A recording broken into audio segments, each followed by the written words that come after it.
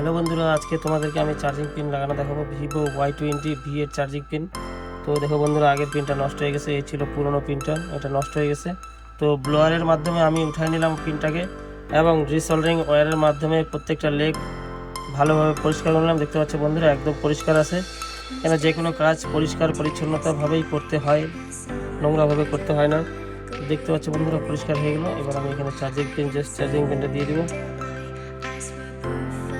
বন্ধুরা, তোমরা ভিডিও দেখতে থাকো, যারা নতুন কাজ শিখতেছো তাদের খুবই উপকার হবে। ভালোভাবে দেখো। দেখতে পাচ্ছ চার্জিং পিন একদম বসে গেল, জাস্ট খালি এবার সোল্ডারিং করে দেবো, তাহলে হয়ে যাবে।